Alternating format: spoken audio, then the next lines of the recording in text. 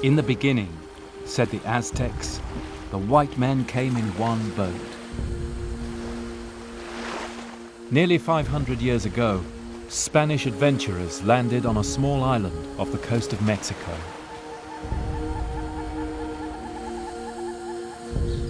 It was the first contact between the civilizations of the Old World and the New.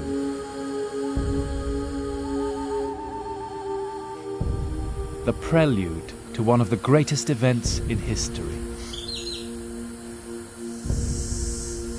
It's a story of almost incredible endurance, heroism, greed and brutality.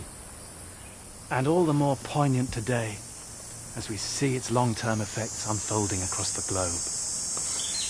It's known still in the Americas as the conquest, the conquista. And the larger-than-life men who achieved it are the conquerors, the conquistadors.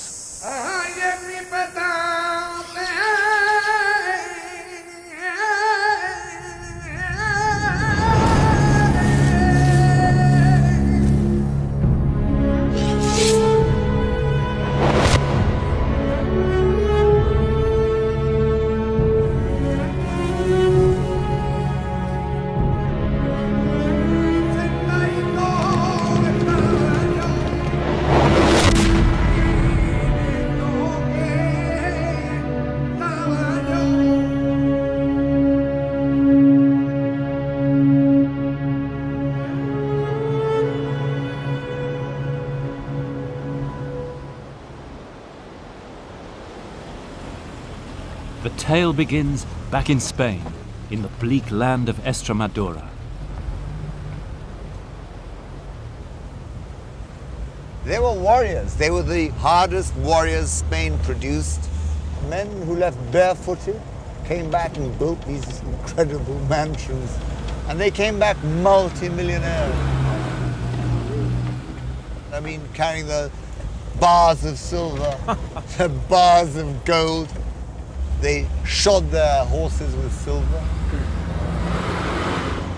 I was setting out to retrace 4 of the epic journeys of the conquistadors.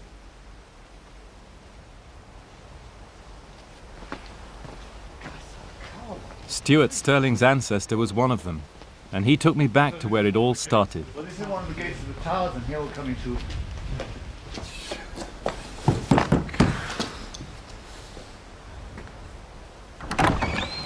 Hola Carmen, ¿qué tal?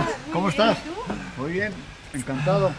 Miguel? Few places in history, it seems to me, are so charged with destiny. Gracias.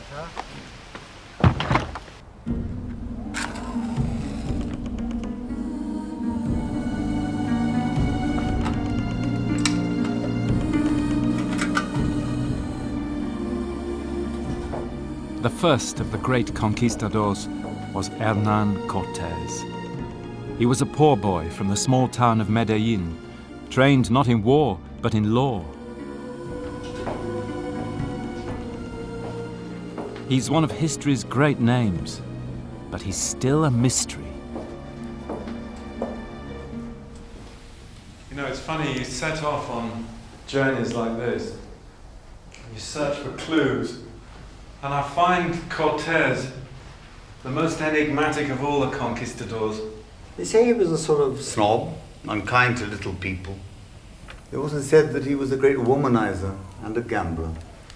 Yeah, someone who knew him says that although the family were poor, he always dressed like a great lord as if he'd been born in brocade. So this is the hero of our first story, if a hero can be someone who caused the fall of worlds.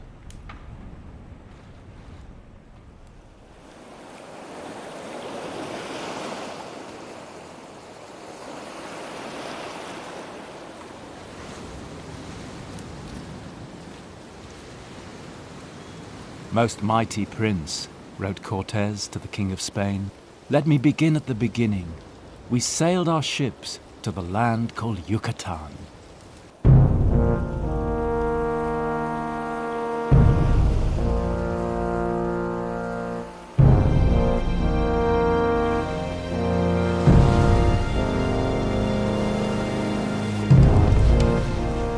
A self-made man, Cortés had financed his own expedition, 11 ships, 500 soldiers.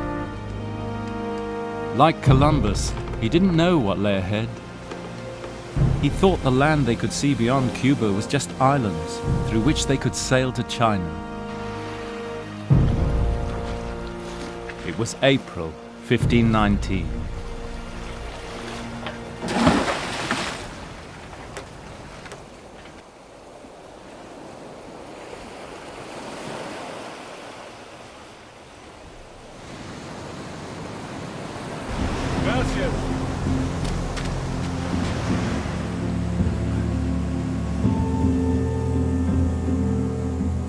It's hard for us to imagine the shock of the new for people of the 16th century.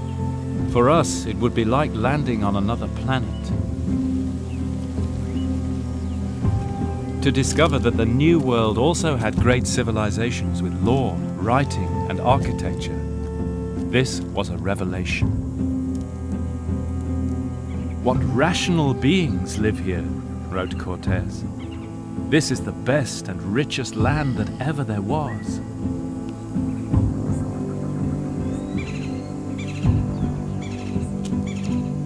The awestruck conquistadors christened one place El Gran Cairo.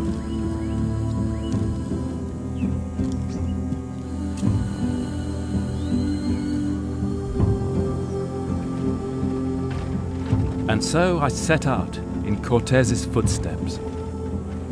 With me I took his letters and the memoirs of his companions. But the other side also has a voice in this story. The native peoples of the Americas are still here. They still speak their ancient languages, Mayan, Quechua, Aztec.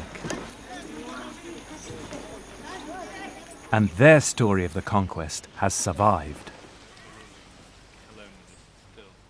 The Aztec account was recorded after the conquest in their language by a Spanish friar, Bernardino de Sahagún. That is not a Spanish version, it is an Indian version of their own culture. Indian students did this drawings, they corrected the information, they give information to him.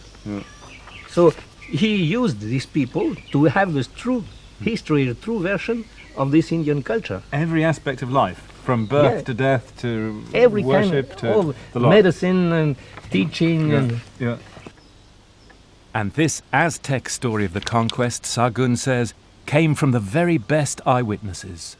So he's saying that the people who gave him the story of the conquest, the Aztec people who gave him the story of the conquest, were important people of good judgment, and that we can take it for granted that they told the whole truth. Yeah.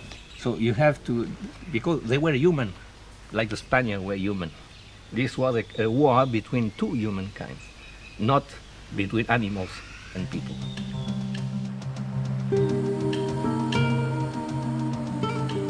Cortés headed west to the Tabasco River, the frontier of the Mayan and the Aztec-speaking worlds. Still perhaps unsure of his next move, he landed in Frontera.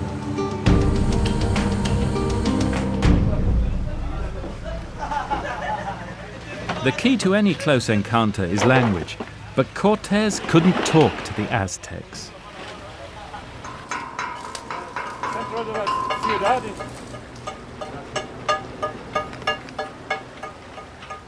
He'd already found a Spanish sailor who spoke Mayan. And then, here in Frontera, he had his lucky break. Cortés was given a slave girl by a local chief. Her name was Malinali. But here in Mexico, everyone calls her Malinche.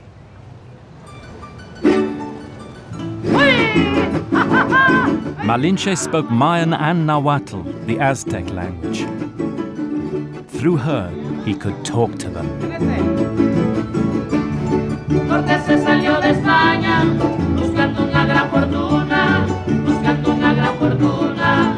Cortés se salió de España, a Malinche mujer extraña, para Cortés fue oportuna, valiéndose de sus mañas, traicionó su noble cuna, que reque,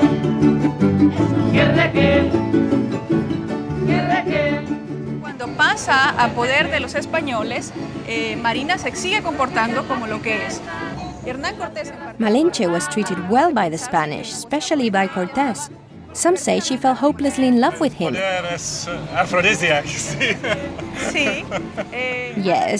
some say she was dazzled by the power of Cortés. De Hernán Cortés. And how she's paid for it. Traitor, whore, goddess of death.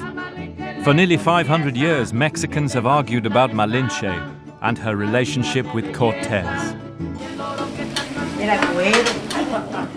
He was very handsome. Enamorados. Of course they were in love.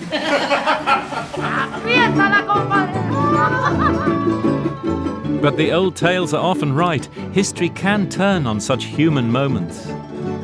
Malinche was the one who would lead Cortés to his destiny.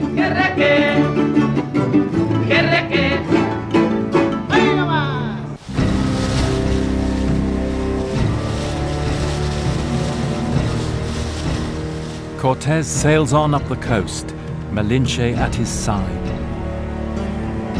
He keeps asking about gold.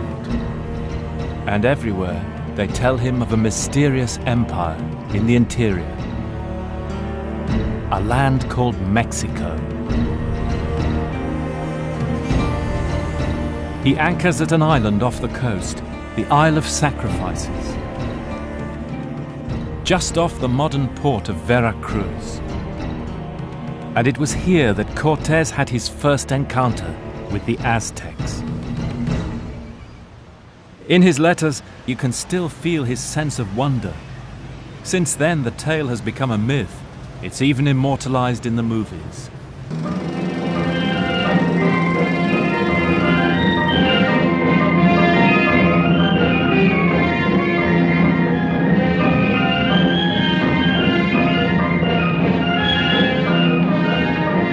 On Easter Saturday 1519, a magnificent embassy arrived from the ruler of Mexico. And even more strange, they seem to have been expecting Cortés. Marina, find out who honors us in this royal manner. Yes, my lord.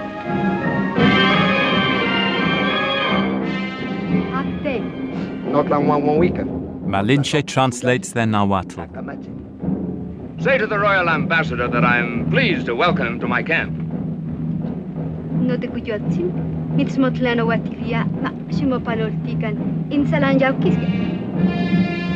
To his amazement, the Aztecs offer him wonderful gifts of gold.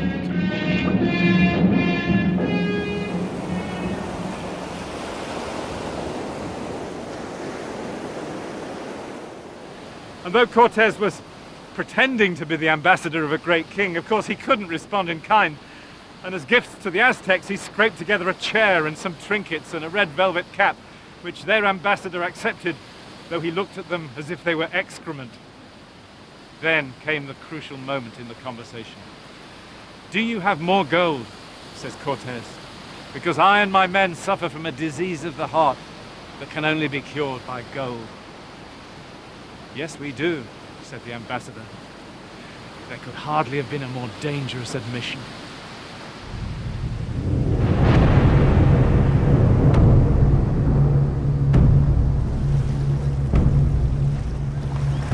Cortés now gave the Aztecs a show of his power. He fired his guns, rode his horses down the shore. The Aztecs were stunned. They'd never seen such things before. Their ambassador had his artists paint them as we would take photographs. The strangers, he said, have sticks which spurt fire. They ride deer high as a house, which snort and foam.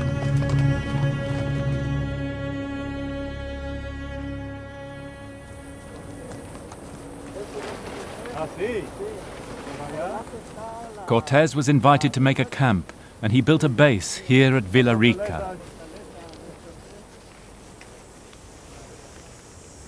You can see it all from here, can't you? The little bay, the little headland where they built their fort. Tiny, isn't it? It's just the first enclave in the New World. But it all started from here.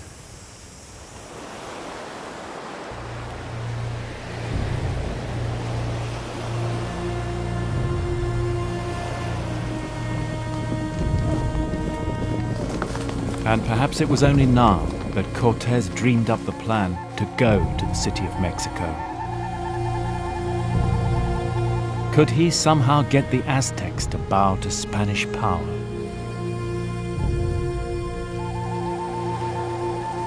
Those nights by the sea, the locals told him of what lay ahead.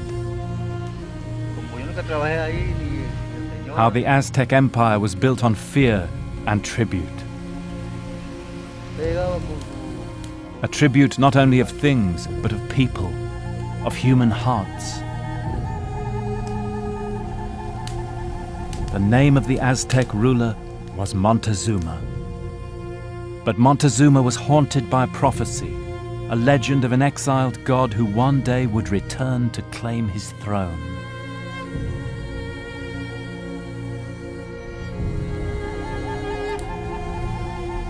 So the Aztec spies urgently looked for signs. The strangers' white food, was it food of the gods? Their pale faces, could they be divine? It sounds incredible, and it probably sounded incredible to the Spanish. But the Aztec gods weren't like Christian ones. They were more like the gods of the ancient Greeks, capricious, willful, mercurial, cruel. And the most enigmatic of them all was Quetzalcoatl.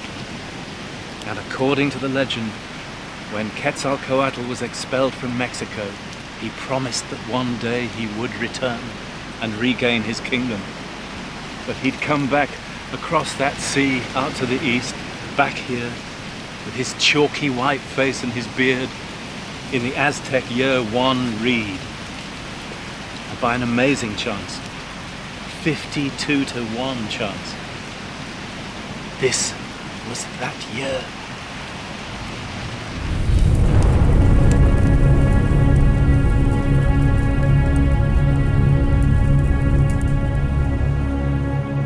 And for the Aztecs, nothing happened by chance.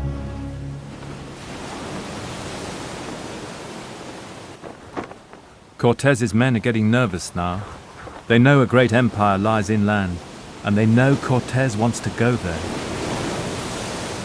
And now Cortés faces mutiny. He acts fast, kills the ringleader, and then, so no one can get away, he decides to pull his ships up on the beach and scupper them.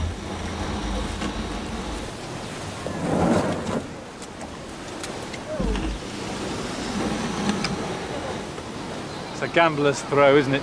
Destroying your own ships. They won't talk about going home anymore. Typical piece of Cortés. For now, he knows what he needs to know about the Aztecs, but if he's going to persuade his men to follow him into the interior, then he needs to hitch them to his dreams. To leave them, as he put it, with nothing to rely on but their own hands and the assurance that they must either conquer or die.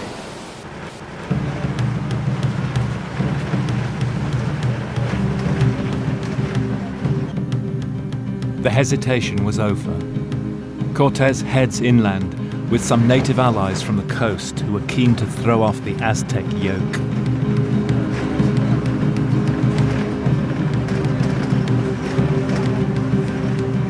He took a back road towards Montezuma's capital, Tenochtitlan, hoping along the way to find friends among Montezuma's enemies.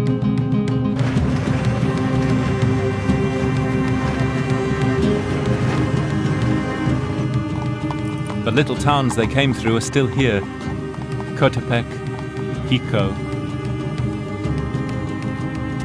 And every place we passed through, says the Conquistador Hernán, we saw altars for human sacrifice. By some there were thousands of skulls. The Christian in Cortés was revolted. Here in Jico, he told the people they must give up their idols.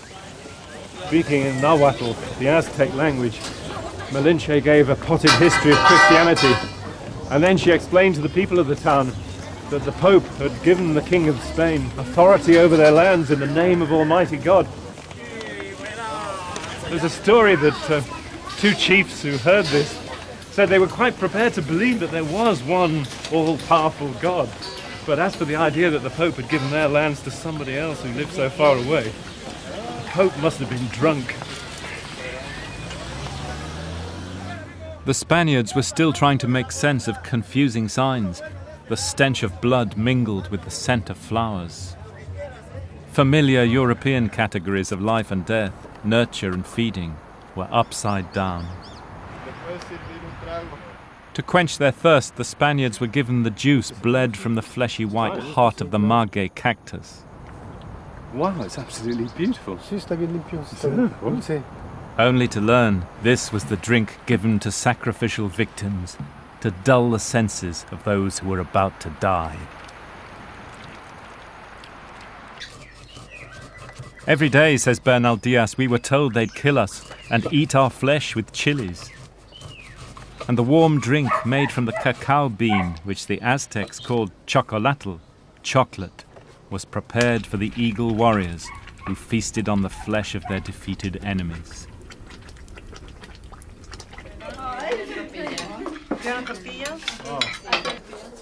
Human sacrifice here is long gone, but chocolatl is still drunk at religious feasts, and the Aztec language still survives.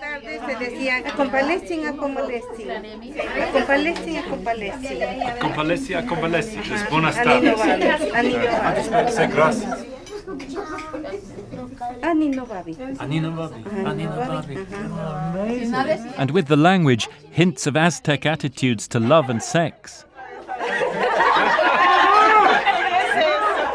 For all their obsession with death, the Aztecs still loved life.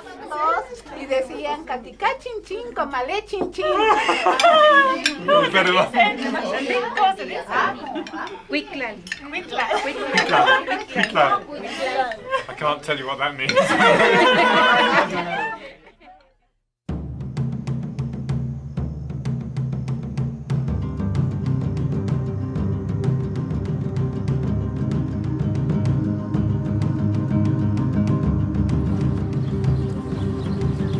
Cortés pushed on, and now we had to follow him on foot.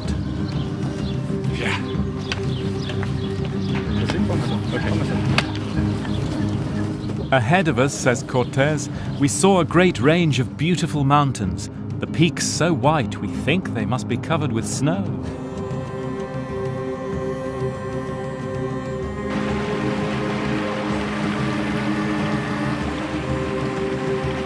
With him, Cortés had 300 conquistadors, 40 of them crossbowmen, 20 musketeers.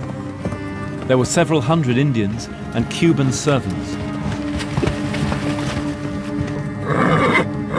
And of course, his precious horses, 15 of them. After a summer on the Caribbean coast, the Spaniards were in for a shock.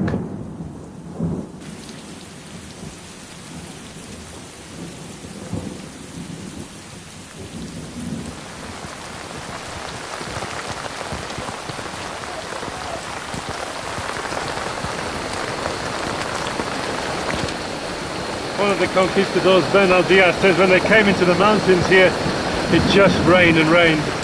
The paths turned into torrents. All they had was their cotton armour for the tropics. They just were completely unprepared for the change of temperature going up to 11,000 feet, soaking wet and freezing cold. Some of their Indian servants died.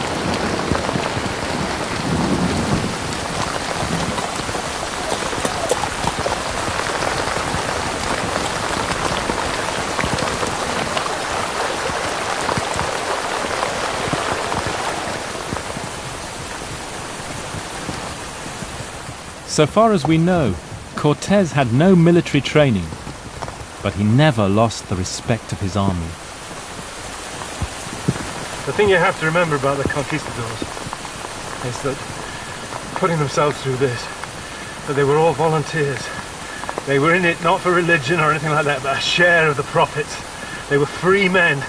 They acknowledged their leader's authority, but he had to pay attention to their feelings and respect them. And they called each other compadre, comrade. They're all in it together.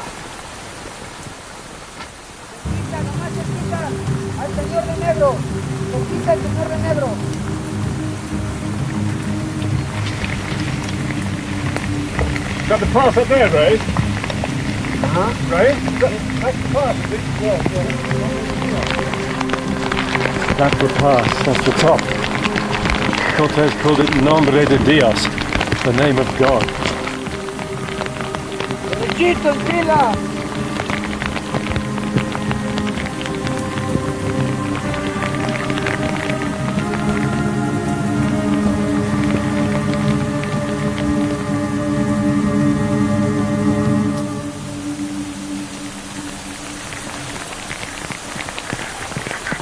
That's Perote.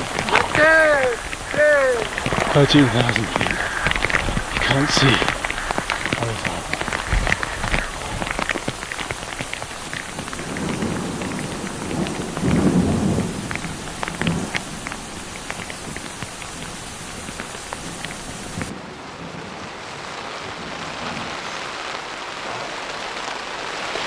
Muchas gracias. Those nights, the native women he'd brought from the coast made them tortillas, some compensation.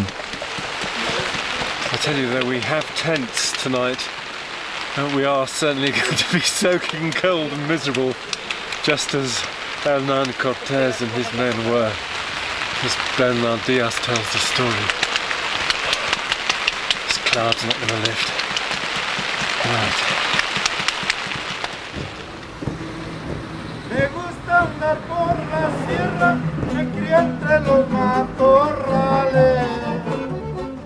As they marched deeper inland, they heard more about what lay ahead. The locals said that to capture Mexico would be impossible, says Bernal Diaz, and we would all die. But the more they told us that, the more we longed to try our fortune.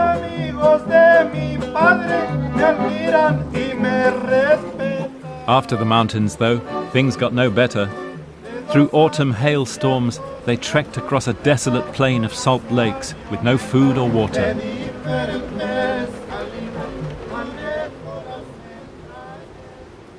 Cortés was heading for the fertile land of Tlaxcala. Tlaxcala was an independent city-state. They hated the Aztecs. Cortés was hoping they'd shelter him, but his luck was out. They attacked him in a savage battle. On the battlefield, they still plow up the debris.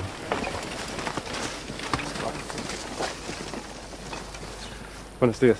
Buenos días. Estoy buscando la ruta de Hernán Cortés. La batalla. Pasó ahí. Ahí, Sí. aquí. Sí. Ah, sí. Almost looks like glass, doesn't it? But this is obsidian. You see the sharp edge to it. They had a row of these things along the set into the wood of the clubs that they used. Yeah. Nasty wound, but nothing like Spanish steel. There were 149,000 of them, Cortés wrote to the king in Julius Caesar mode. It was touch and go. He hung on grimly on this little hill for 2 weeks. And then, with their own losses mounting to the Spanish guns, the Tlaxcalans offered him a deal.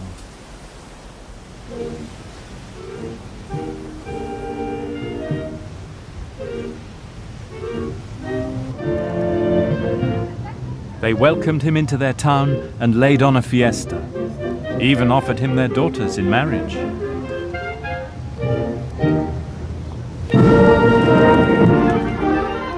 The Tlaxcalans had realized that these strangers with their guns could help free them from the Aztecs. Ever since, they've been accused by other Mexicans of betraying their country. But of course, that's not how they see it.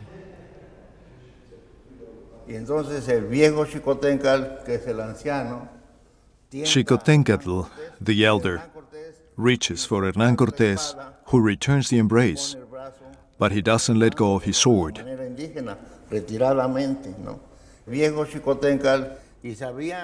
The old Xicotencatl knew the future of his people was at stake.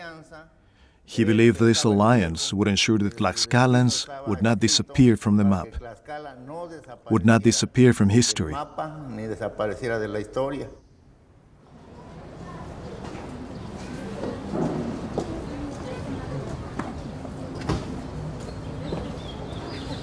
Of course, the alliance with the Tlaxcalans is the turning point of the whole story. In fact, it's a turning point in the history of the New World. Because with them, Cortés had found allies who hated the Aztecs and would fight them to the death. Allies who would give him support, provisions, and manpower. The possibility of conquering Mexico was now on.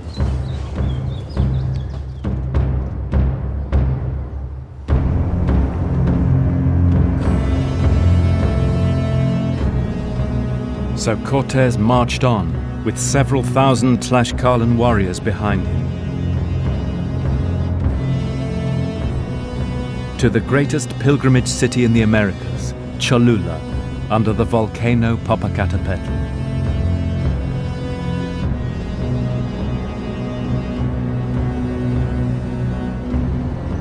The people here were friends of Montezuma, and the Tlaxcalans warned Cortés to expect trouble.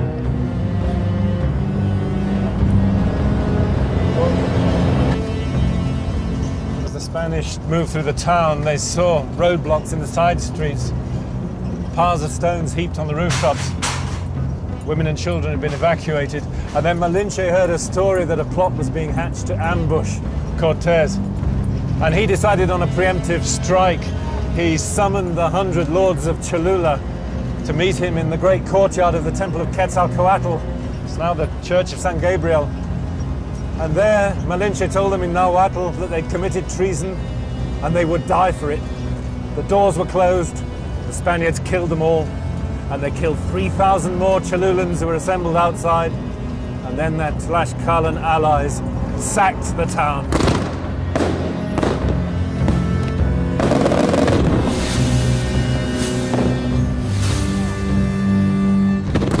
And so death came to Cholula, says the Aztec account.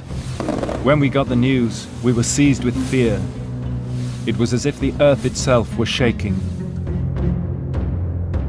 My heart burns as if it's been washed in chilies, said Montezuma.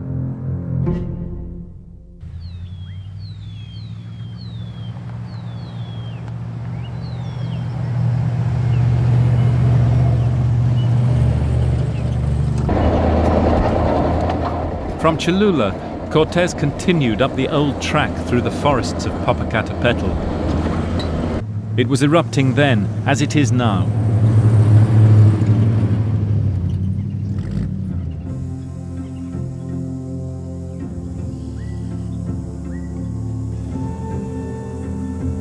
Finally, the Spanish army came down through the clouds into the Valley of Mexico. In the distant haze, they began to make out a vast blue lake. And then, at last, far away, approached on immense causeways, was the city of Cortés' dreams.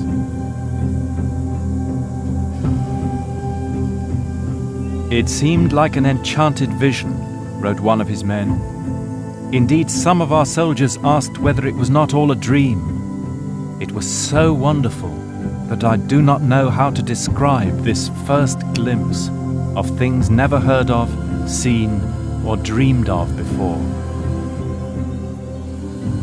The city had traders and warriors, priests and lawyers, musicians, jugglers, courtesans, and scribes. It was the most beautiful thing in the world, wrote Cortés.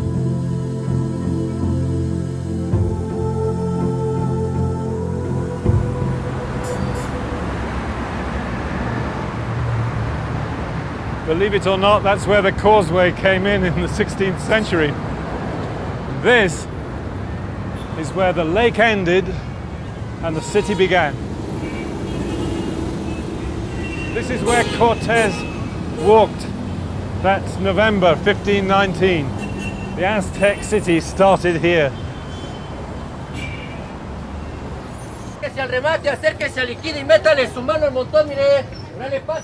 And though Montezuma's Tenochtitlan is long gone, it's still possible to trace the events on the ground. Por favor, ¿cómo se llama esa calle? Esta calle, Chucho. ¿Cómo se llama esta calle? Chimalpopoca. Chimalpopoca. fantastic. All these local place names were carefully handed down by the Aztec eyewitnesses, almost, one guesses, as an act of remembrance. Aquí está la calle de Chimalpopoca. See? Fantastic. So this was the first canal in the Aztec city. So when Cortés met Montezuma for the first time, it was just there, where the main road crossed it. Not a very edifying place today, but that's it. Montezuma led Cortés to his palace in what's now the commercial heart of Mexico City. The site today is the Hospital of Jesus. To find the exact spot, you have to go through accident and emergency.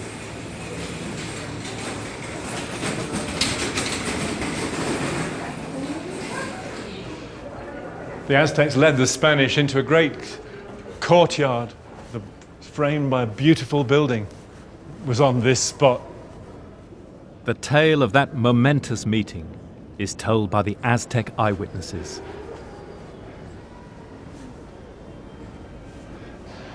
This is where the two worlds met. It's where Montezuma addressed Cortés. "Oh, my lord," he said, "you are fatigued. You are weary after your long journey. At last you have come down to earth. You have come to your city of Mexico, which I have guarded for you for a little while. They said you would return, and now you have done so. But first, go to your palace and rest, and go in peace." Mysterious words. But what do they mean? Was this the language of Aztec diplomacy, or Montezuma's acceptance of destiny? No one knows.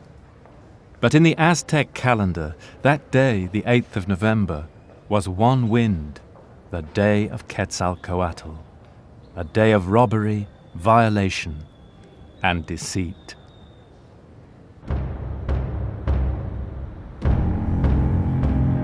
And the Aztecs knew that nothing ever happened by chance. It was as if we'd all eaten stupefying mushrooms, say the Aztec witnesses. We kept our children off the streets, and the city went to sleep in a fearful slumber.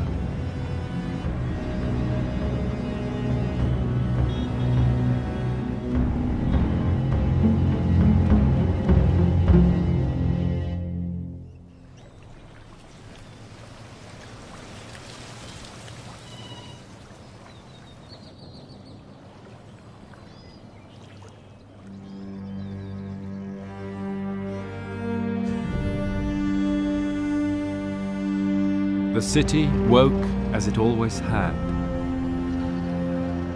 In the streets of the modern world, we can only dimly imagine its splendor.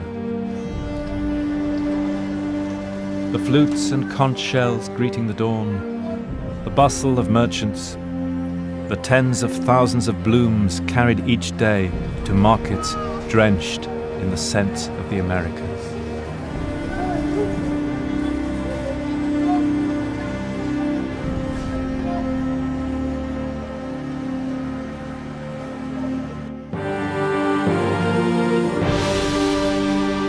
The Spaniards were open-mouthed at the sights, the gleaming stucco of the palaces and pyramids.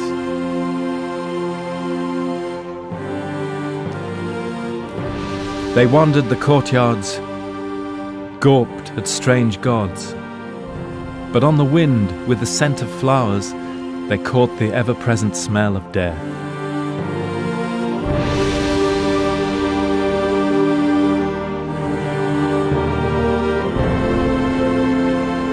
And in their hearts, they feared that Cortés, the gambler, had led them into the jaws of hell.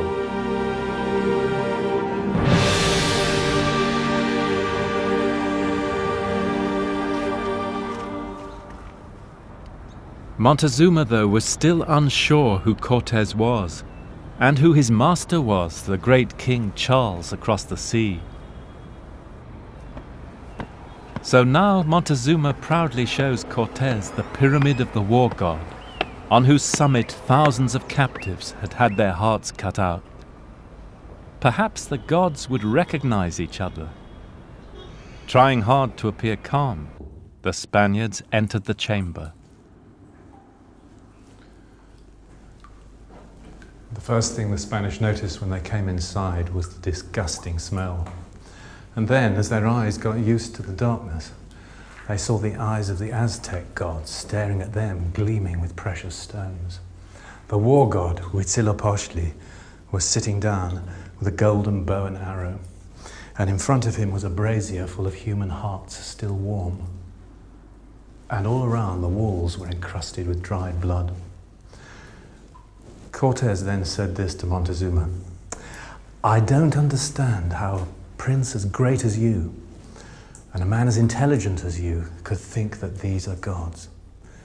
They are bad things called devils, and I'd like your permission to put a cross and a picture of the Virgin Mary inside here."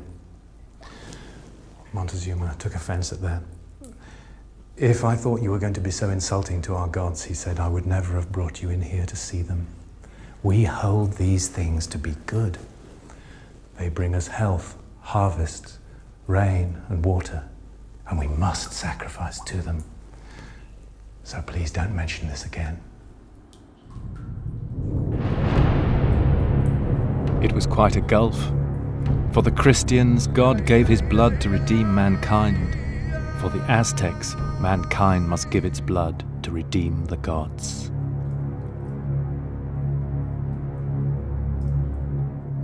A week passed. Cortés had to act, and now he raises the stakes with an unbelievable gamble. At gunpoint, he arrests Montezuma. What we want you to do now is to come over with us to the palace where we're lodging. Quietly and with no fuss. If you make a noise or raise the alarm, we will kill you.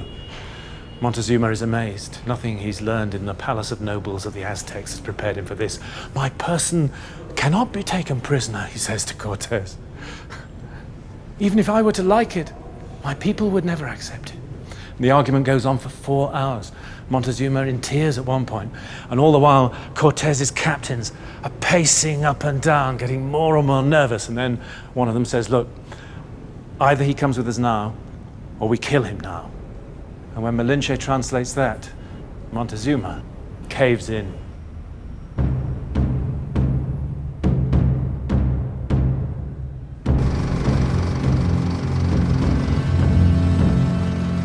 Montezuma was now in Cortés' power, maybe under his spell.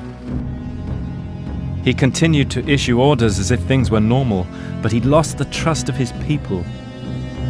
The tale has been told many times. How the angry mob besieged the Spanish, how Cortés bullied poor, broken Montezuma to plead with them. But Montezuma's aura had drained away, and his people killed him.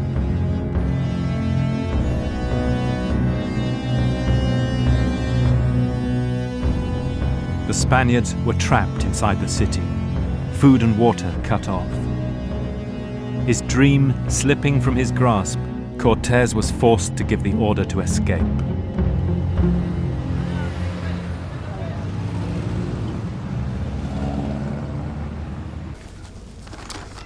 You have to remember,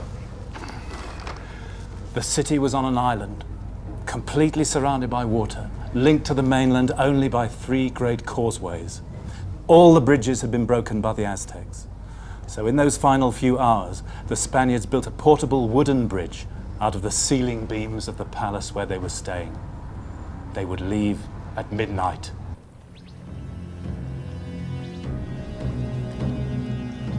The night was clear with a gentle rain. The Spaniards marched in silence, hugging their gold.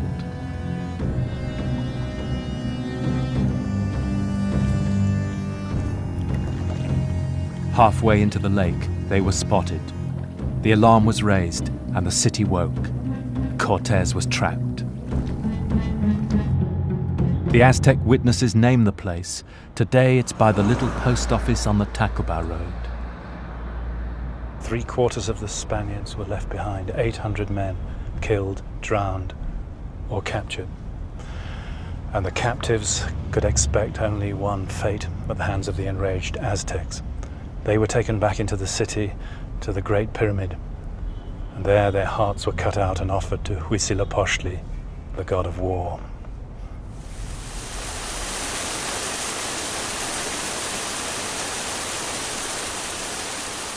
On the far shore, Cortés gathered the survivors by a huge sabre tree. It's still there.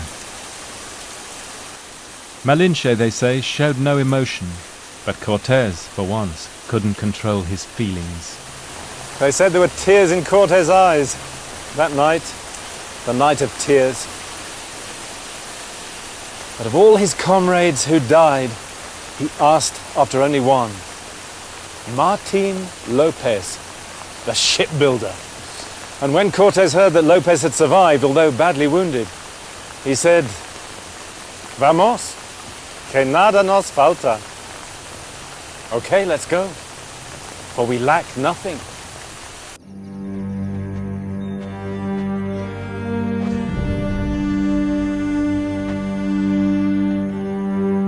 And when the Spaniards had thus gone, say the Aztecs, we thought they had gone forever and would never return.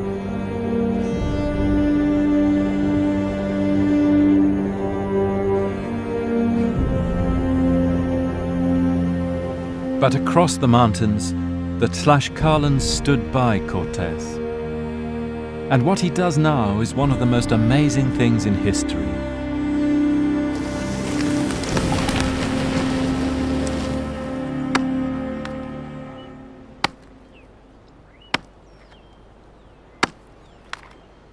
In the middle of the land, he builds a fleet.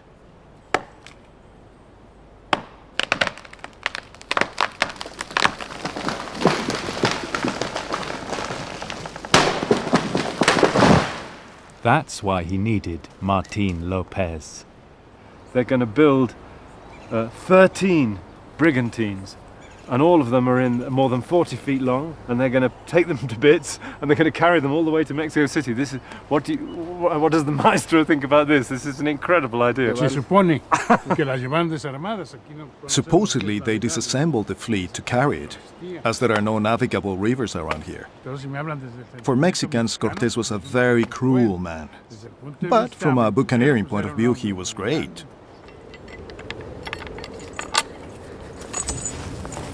Cortés would not let go of his dream.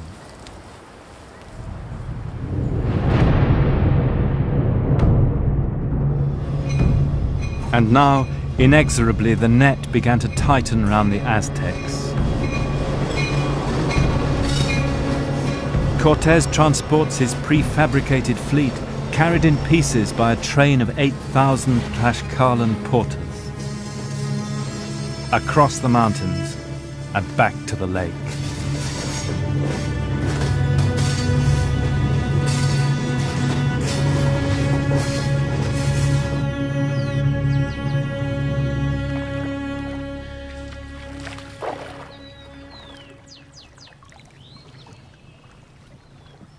On the lake shore, he waited with thousands of native allies. It was May 1521. Cortés' moment of destiny had arrived. It was to be nothing less than a war of the worlds.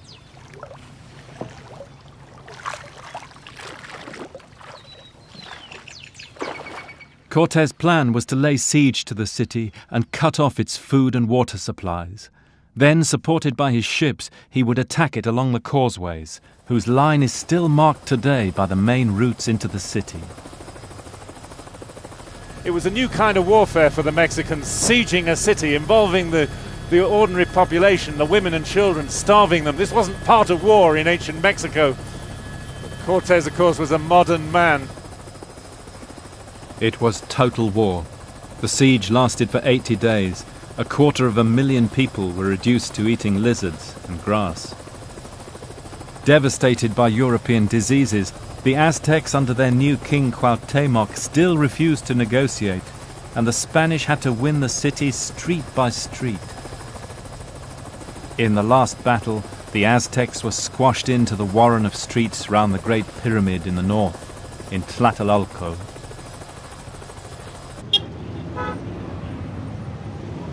I'm looking for the ancient barrios of Mexico City, not the modern ones, okay? Especially I want to go to the area of Tepito, okay? Tepito? Yeah, do you know that area? Yes, I know, but it's a little dangerous. You don't care? Well, do you know it? Yeah. Yacacolco? No. Tlacochalco? Amachac? Any? No, I don't know that, nothing about it. Do you have a map? Yeah, yes, yeah. Show me, maybe I can get some. It's from Jesus, what kind of map it is? It's from 1772. Oh, no. You have a round deal, man. Mexico City's got a bit bigger since then, hasn't it? Okay. Yeah, it seems crazy, but this map, which was drawn in 1772, Mexico City is still inside what was the old island. And you can still see the network of canals, and the main roads of the Aztec city are still there. Now this is old Amachac Road, which the Aztecs talk about. This is where the heaviest fighting took place. Just a bit further up here is Yacacolco. To the end, the Mexicans viewed the Spaniards as contemptible people who killed brave warriors at a distance with guns. In the Aztec calendar, the final day was Three Serpent, the beginning of the time of lamentation and remembrance, the day human beings were reminded of their place in the remorseless cycle of time. So this is where the war ended, the exact spot. This little church was built on the place where Cuauhtémoc surrendered. I find the Aztec version of this story as powerful and moving as Homer's Iliad, the tale of Troy. The Aztecs accept their fate without a trace of self-pity. It's as if in their vision of time and destiny, the cycle of history, the bundle of years, had just been loaded against them.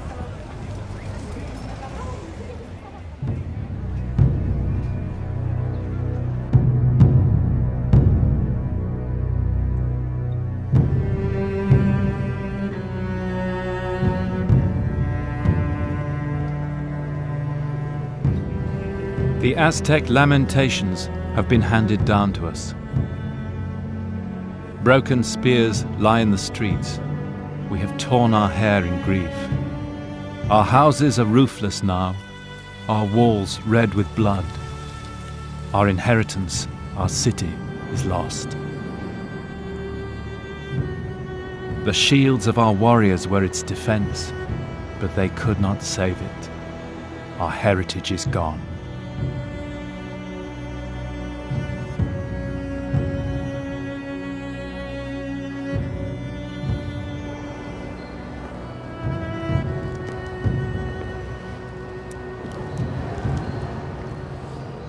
A year or two after the conquest, while a new Mexico was rising on the ruins of the old, Cortés founded a hospital for the good of his soul on the spot where Montezuma had welcomed him.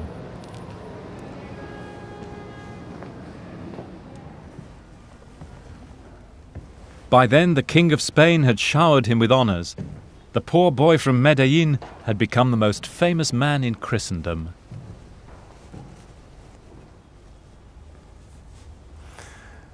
His talent served him well. The gambler who gambled everything and won. But maybe in the end it was a hollow victory. For in achieving his dream, he had to ruin it. It's given to few people in history, single-handedly, to destroy a civilization.